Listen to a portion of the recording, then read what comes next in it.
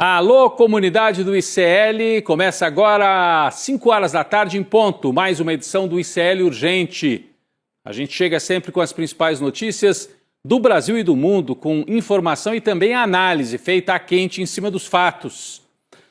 Dia 16 de julho de 2026, com a gente mais uma vez a Laura Coccio. Laura, um dia com bastante notícia, né? Ainda a repercussão do Tariflávio, como está sendo chamado. Daqui a pouco nós vamos trazer mais informações sobre isso. Boa tarde para você, Laura. Rodrigo, boa tarde. Dia quente de notícias hoje. Boa tarde para você, nosso espectador que acaba de chegar para assistir nosso programa nos canais do YouTube do CL ou nos nossos canais parceiros. Como sempre, eu quero convidar você para se inscrever lá no nosso Papo Legal, né? Na nossa sala do ICL Urgente. Lá a gente sempre coloca uma enquete sobre o tema que a gente vai tratar aqui no ICL Urgente. O tema do dia é o seguinte, gente. Quem vai ser o próximo a se afastar do Flávio Bolsonaro? E as opções são o próprio pai, Jair, que não quer se queimar, o presidente do PL, o bombeiro Valdemar Costa Neto, e a terceira opção é o banqueiro Daniel Vorcaro, que está cansado de escândalo para perto dele, Rodrigo.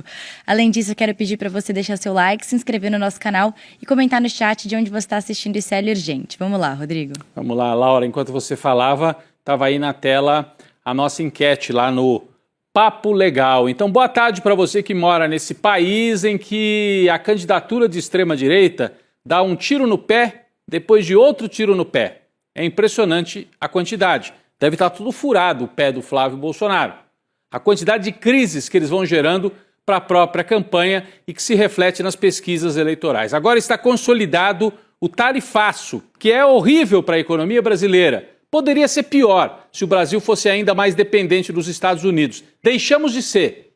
Ainda assim, tem repercussão importante em vários setores da economia. E por que temos esse tarifaço? Porque a família Bolsonaro trabalhou pelo tarifaço, que está sendo chamado de Tariflávio. Ele esteve lá na Casa Branca e pediu, junto com o irmão Eduardo, que o Brasil fosse atacado de fora para dentro na sua economia, atacando empregos, atacando setores importantes da nossa economia. Vamos falar bastante sobre isso daqui a pouquinho. Bom, faltou combinar a versão oficial. O presidente do Partido Liberal, Valdemar Costa Neto, disse que já tinha conhecimento da foto, a famosa foto, em que Flávio Bolsonaro aparece aqui, olha, ao lado do sicário.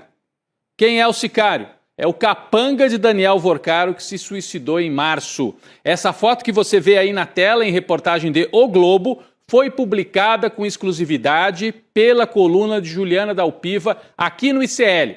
Toda a imprensa brasileira deu repercussão porque é o fato mais importante das últimas 48 horas, já na pré-campanha eleitoral. O que está fazendo Flávio Bolsonaro ao lado de um homem que era o capanga, era aquele que recebia a encomenda de Daniel Vorcaro para bater em jornalista, para ameaçar jornalista, para ameaçar funcionários do próprio Banco Master. Ele era um capanga, um faz-tudo e estava naquele grupo do Daniel Vorcaro, aquele grupo de mensagem chamado A Turma. O Flávio Bolsonaro apareceu nesta fotografia, né? A imagem que foi divulgada pela Juliana Dalpiva. Questionado pelo jornal O Globo, o Valdemar Costa Neto afirmou o seguinte, abre aspas, eu já tinha visto essa foto há mais de um mês, o Flávio é político, né? Político tem foto com todo mundo. A foto de Flávio com o sicário não é novidade também para vários integrantes do Partido Liberal, segundo apurações do jornal O Globo. Alguns caciques do PL afirmaram ao site Metrópolis que viram a imagem há cerca de 2 meses. Então essa foto estava pipocando por aí. Questionado pelo partido, Flávio argumentou, alguns meses atrás, que não conhecia sicário e que costuma tirar foto com diversos apoiadores em locais públicos. É verdade, político tira foto ao lado de gente na rua, em comício. Mas essa foto aqui, você acha que foi tirada num comício? Numa reunião política? Olha para essa foto, gente. É uma foto de 2 pessoas num evento mais íntimo. O Flávio Bolsonaro sem camisa, parece que está na beira de uma piscina ou na beira da praia, num quiosque. Parece, né? Mas a apuração da Juliana Dalpiva é de que a foto foi tirada dentro de um hotel no Rio de Janeiro. Portanto, num evento com pouca gente. O Flávio Bolsonaro tratava Daniel Vorcaro, chefe do sicário, como meu irmão. Aí, irmão, manda o dinheiro. E o Daniel Vorcaro tinha como capataz, capanga, o sicário. que aqui faz a arminha, faz o sinal da arminha, típico do bolsonarismo, para tirar a foto. Então, a gente pode entender muita coisa desta foto e desta revelação feita por Valdemar Costa Neto. A Laura tem mais informações sobre esse fato. Laura. Rodrigo, a verdade é que nem o próprio Flávio sabe qual versão ele vai contar. Primeiro, ele enviou ao ICL Notícias uma nota dizendo que nunca viu a pessoa da foto e que não sabe qual é a procedência, nem se a imagem é real ou produzida com inteligência artificial. Pouco depois, a assessoria do Flávio distribuiu uma segunda nota e alterou essa versão inicial enviada ao ICL Notícias. Nessa versão foi retirado o trecho que dizia que o Flávio não conhece ou nunca viu o homem que aparece na foto, no caso o sicário. Além disso, incluíram o seguinte trecho: impossível o senador saber quem é cada uma das pessoas que se aproxima dele. E parte da nota que questionava se a imagem é real ou feita por inteligência artificial também foi cortada da segunda versão. Rodrigo. Curioso, né? Na primeira versão, Laura, não, pode ser inteligência artificial, né? Levantaram dúvida, e eu vi postagens sobre isso, inclusive por parte de Paulo Figueiredo, né? Ah, isso aí tem cara de foto com inteligência artificial. Paulo Figueiredo não foi o único que disse isso. Tem gente que continua dizendo, é o Eduardo Bolsonaro, está batendo nessa tecla também. Olha só, postagem do Eduardo Bolsonaro sobre a foto que o Valdemar diz que viu. E que os líderes do PL dizem que viram. E ninguém desconfiou que fosse falsa a foto. O que diz o Eduardo Bolsonaro? É crise, mas é uma foto sem comprovação? Que não é. E imagine a qualidade do leitor e aí critica o ICL por ter publicado a foto. Então ele continua alimentando a ideia de que pode ter sido uma foto manipulada por inteligência artificial. Eduardo, você precisa combinar isso com o Valdemar Costa Neto, que confirmou a existência da foto. Como eles são atrapalhados, mas é isso que dá ter uma campanha que não tem uma coordenação de verdade, que é dominada por uma família, cujo patriarca está preso e cujo outro filho, Eduardo, está foragido nos Estados Unidos. Como é que você faz uma campanha com o chefe preso, com o subchefe foragido, e com um candidato que não sabe o que diz, que é o Flávio?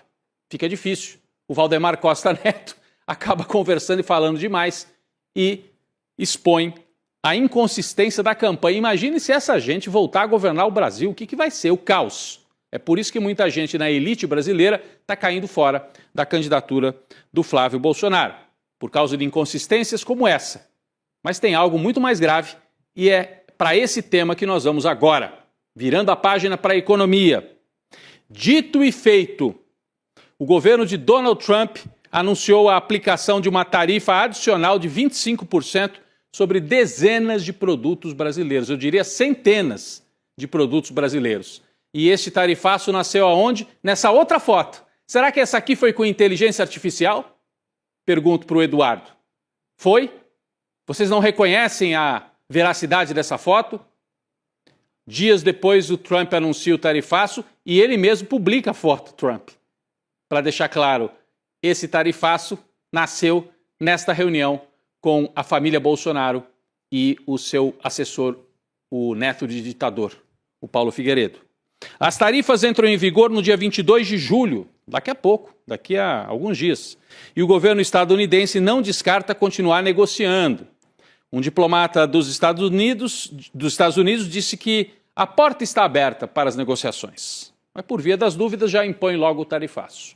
A administração Trump também fez um alerta. Se o Brasil optar por retaliar, e a retaliação nesse caso é econômica, ou seja, eles taxam de lá, o Brasil taxa de cá. Se o Brasil fizer isso, a Casa Branca vai adotar novas tarifas contra o país. Laura, você lembra que no tarifaço 1.0 do ano passado foi isso que aconteceu entre Estados Unidos e China, lembra? Sim, Estados Unidos taxaram, a China taxou de volta. Estados Unidos subiram a tarifa. A China subiu de volta. Gente, é isso que eles vão querer? Mas traz os detalhes para a gente, por favor, Laura, desse novo tarifaço aí. Rodrigo, parece que só os Estados Unidos podem taxar, né? Mas, enfim, para justificar o que está sendo classificado como tarifável, como você mesmo colocou, o governo Trump usou uma série de argumentos. Os fatores indicados ali pela Secretaria de Comércio dos Estados Unidos variam entre aspectos econômicos, jurídicos e até ambientais. Para quem não lembra, o governo Trump acusa o Brasil de várias práticas, segundo eles, injustificáveis e discriminatórias, entre elas o PIX, a corrupção no Brasil, ações do STF contra as Big Techs, o tratamento injusto na política de tarifas brasileiras, a proteção inadequada à propriedade intelectual e tarifas sobre o etanol e, para finalizar aí com chave de ouro, o desmatamento, como se só o Brasil desmatasse, né? Mas a real é que parece que as justificativas do tarifaço foram decididas na roleta russa, né? No Unidurité, Rodrigo. Mas tem um argumento escondido dentro dessas justificativas, claro, do tarifaço 2.0, que é o argumento político. E isso ficou muito claro no post que o secretário de Estado do Trump, né, o Marco Rubio, ele fez sobre essas novas tarifas. Ele disse o seguinte, abre aspas, que o presidente Lula e seu governo não negociaram com os Estados Unidos de boa fé, Rodrigo. Uma acusação bem grave, né? Bem grave, Laura. E acho que esse é o argumento central, né? É o argumento político.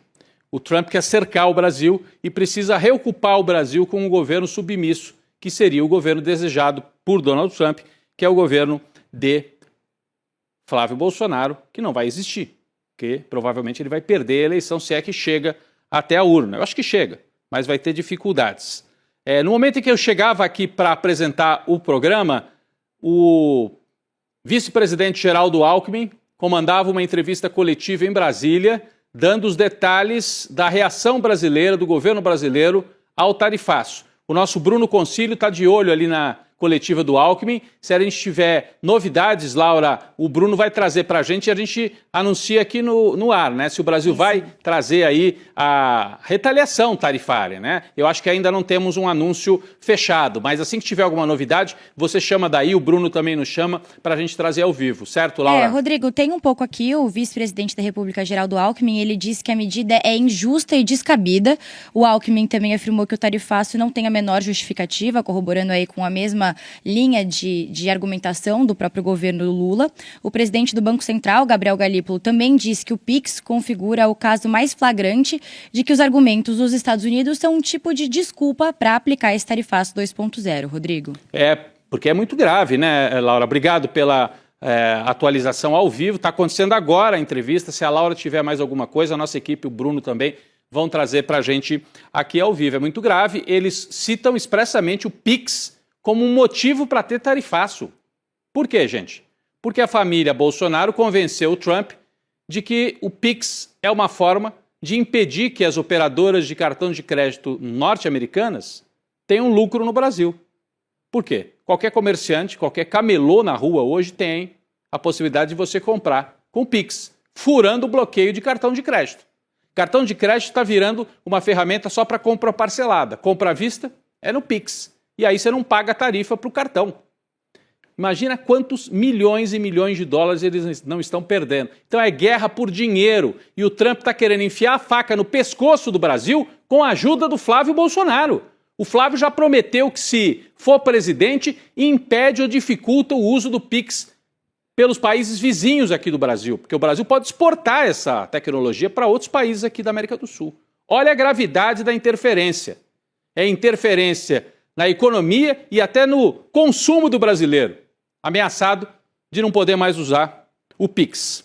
Além dessas respostas que você já ouviu a Laura trazer aí para a gente, né, o vice-presidente Geraldo Alckmin, o presidente do Banco Central, o Brasil respondeu também através do ministro das Relações Exteriores, Mauro Vieira.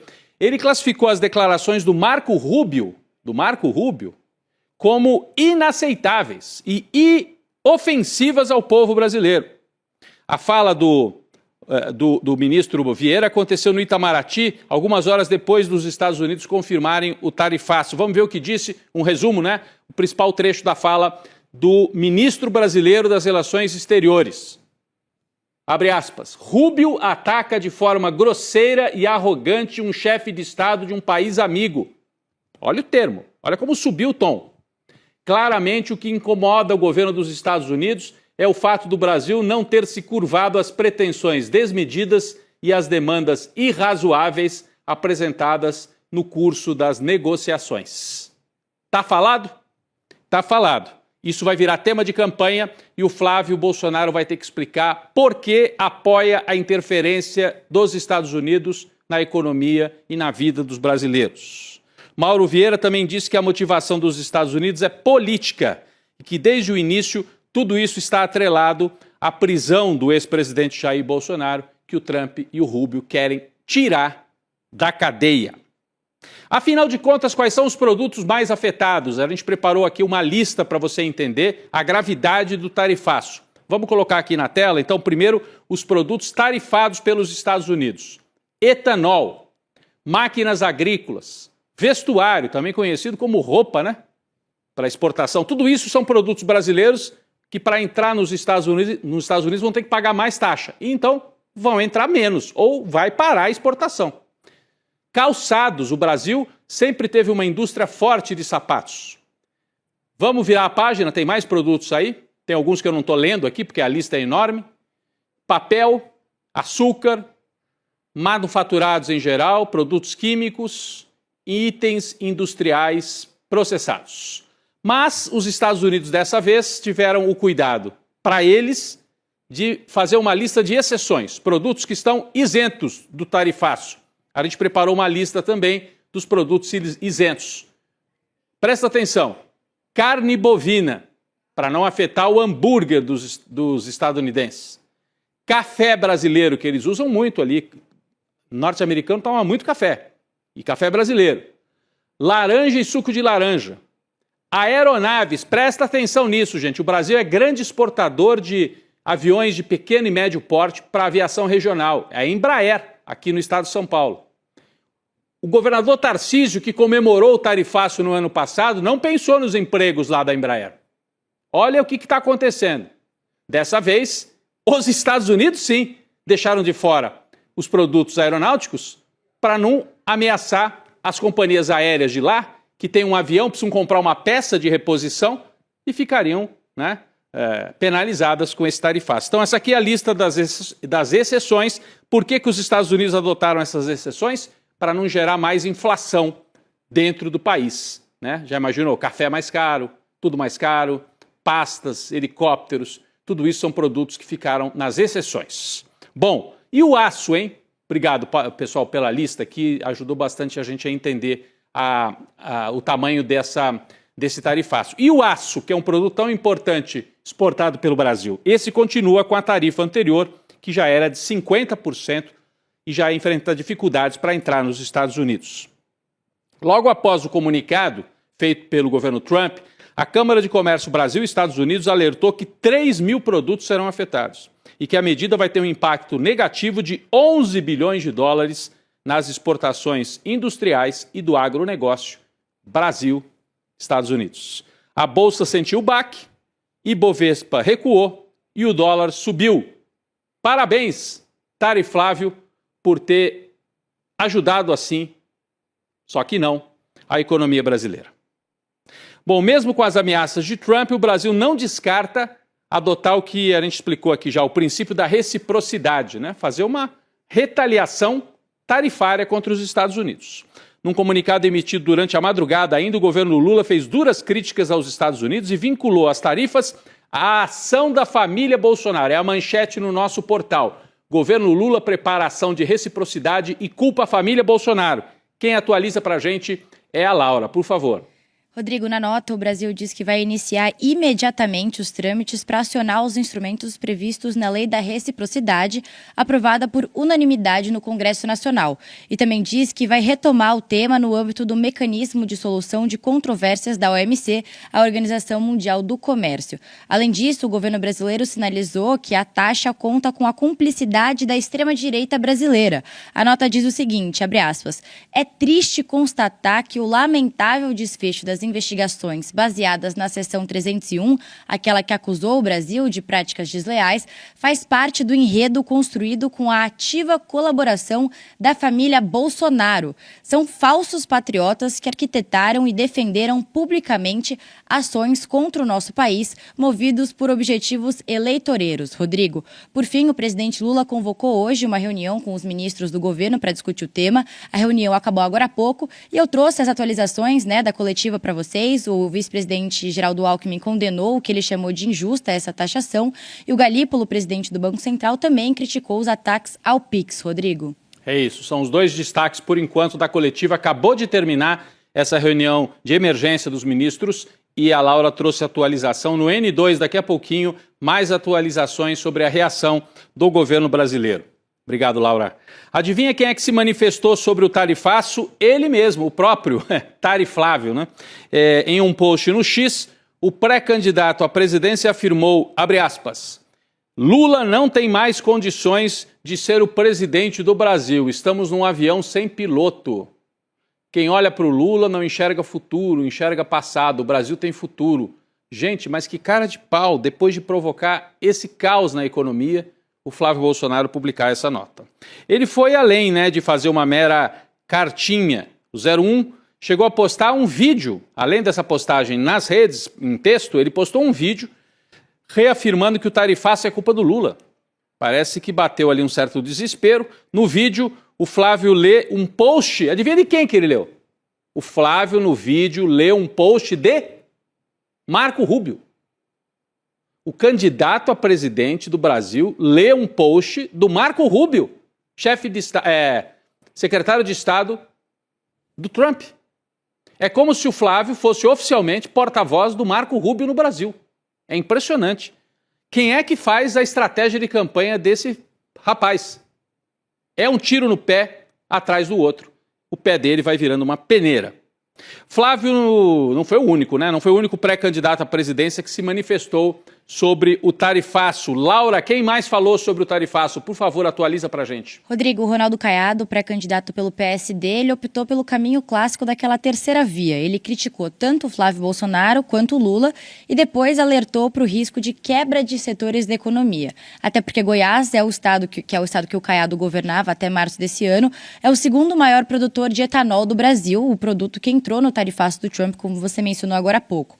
Depois do Caiado, foi a vez do Romeu Zema, agora do Partido Novo, falar sobre o tarifaço. Em nota enviada à imprensa, o ex-governador de Minas Gerais também condenou a medida anunciada pelo governo Trump e jogou a culpa em quem? No governo Lula, Rodrigo. Ele disse que o governo brasileiro errou nas negociações, criando atritos desnecessários e adotando um discurso eleitoreiro, Rodrigo. É isso, então você trouxe aí as duas repercussões do Caiado e do Romeu Zema também sobre o tarifaço. Bom, a direita pode tentar colocar a culpa no Lula, mas a opinião pública acho que não acredita muito nisso, não. Ontem a gente trouxe os números da pesquisa Quest, mostrando o Lula avançando mais um pouco nas pesquisas eleitorais, e essa mesma pesquisa Quest tem um recorte sobre a questão das tarifas. Olha só o que a Quest perguntou para os brasileiros. Vou ler aqui a pergunta, tá? Lula acusa Flávio de ter pedido tarifaço contra o Brasil. Flávio nega e diz que pediu a Trump para não taxar o país. Com quem você concorda mais? Olha só, 51% concordam com o Lula, 30% concordam com o Flávio. Me parece que o Flávio está levando uma surra na comunicação. Por isso que eu digo, quem é que faz a assessoria desse rapaz?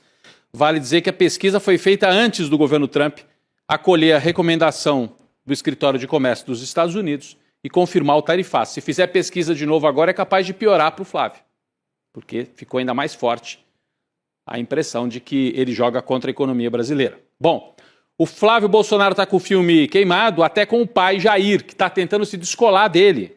Do que eu estou falando? Daquele episódio da carta aos brasileiros que o Flávio Bolsonaro leu. A defesa do ex-presidente decidiu colocar a culpa no colo do filho 01, afirmando para o ministro Alexandre de Moraes que jamais soube que a carta seria publicada. É curioso isso, né? A gente até trouxe essa informação ontem no N2, porque está escrito lá na carta, manuscrita pelo Jair, carta aos brasileiros. Então ele sabia que seria divulgada. E como é que se divulga uma carta hoje em dia? Pelas redes sociais. Então ele sabia, o Jair, mas está mentindo, tentando botar a culpa no filho. Acontece que essa estratégia provocou um desconforto entre os aliados do Flávio. Laura, explica pra gente, é o pai botando a culpa no filho para tentar se livrar aí, é isso? Rodrigo, outro tiro do pé, né? Como você mesmo falou lá na nossa reunião de pauta. Na avaliação de interlocutores do Flávio, a versão do Jair Bolsonaro apresentada para o STF acabou desautorizando o Flávio justamente no momento em que ele tenta se consolidar ali como a liderança do bolsonarismo e unificar todo mundo da extrema-direita em torno da própria candidatura. Os advogados do ex-presidente Jair Bolsonaro, eles disseram que não houve qualquer orientação, ajuste ou combinação prévia para que o documento fosse publicado pelas redes sociais do Flávio. Então tem aí uma contradição de versões, né? Acontece que na divulgação da carta, o Flávio mesmo afirmou que a iniciativa tinha partido do próprio pai e chegou a agradecer durante a transmissão por ser o escolhido como porta-voz do Jair Bolsonaro. Então, de fato, o Flávio saiu como errado ou até mesmo como mentiroso, né, Rodrigo?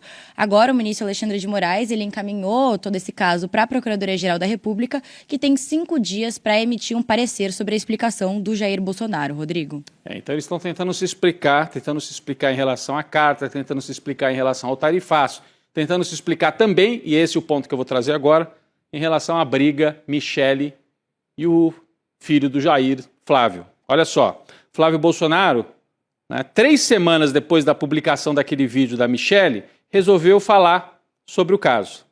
E ele disse que ele não viu a gravação. Ele disse que ele não assistiu o vídeo da Michele. A gente acredita ou não? O senador afirmou que não tem relação com Michele e que não esperava o vídeo.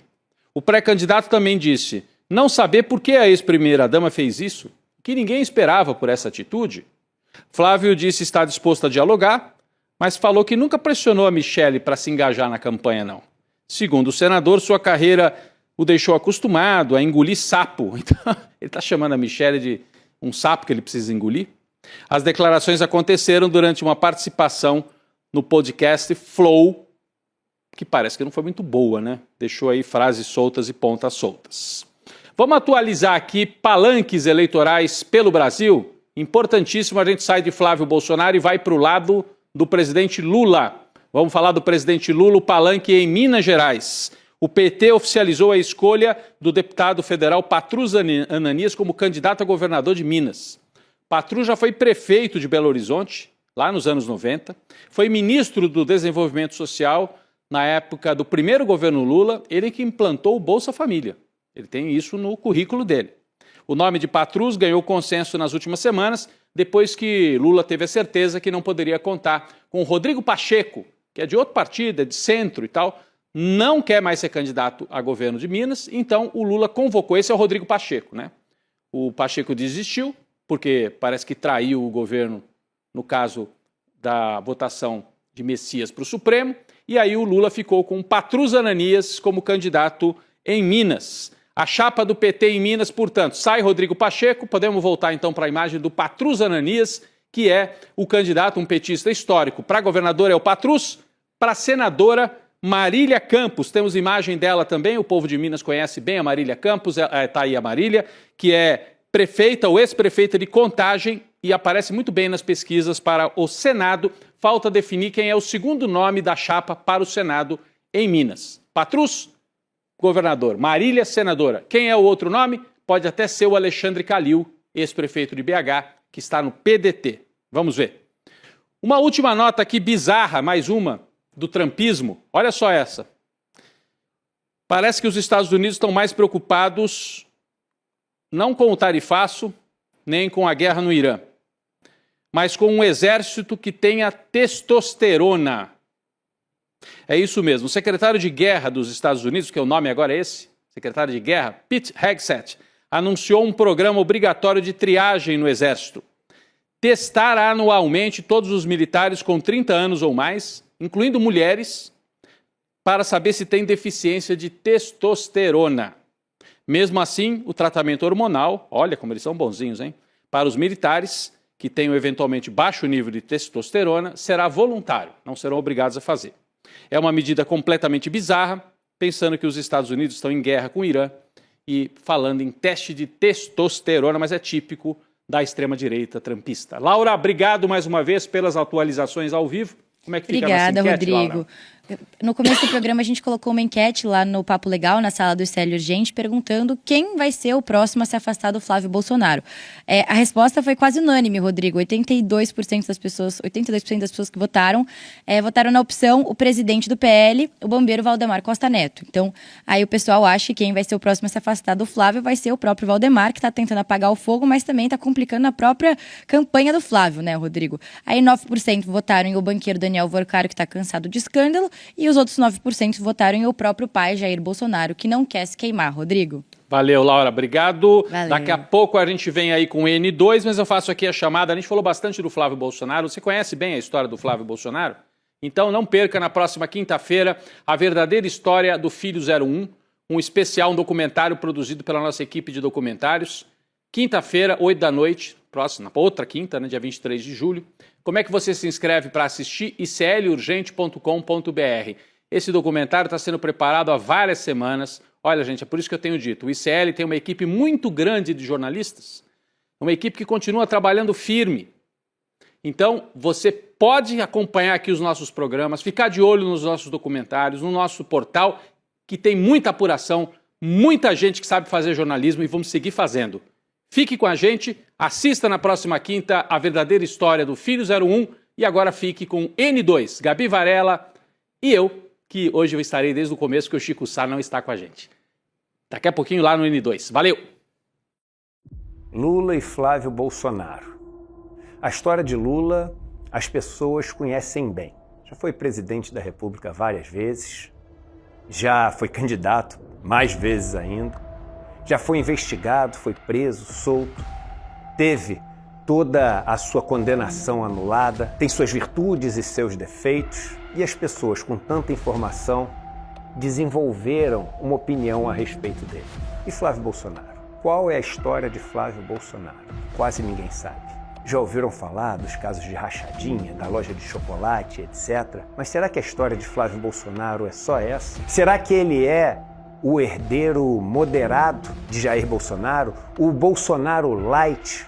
Ou será que tem muito mais coisa nessa história? Numa investigação inédita feita pelo ICL, as pessoas que fizeram parte do núcleo político e do núcleo de poder do bolsonarismo finalmente resolveram falar. E o que vocês vão ouvir no documentário que o ICL vai exibir dia 23 de julho, às 8 horas da noite, é escabroso, horrível, assustador.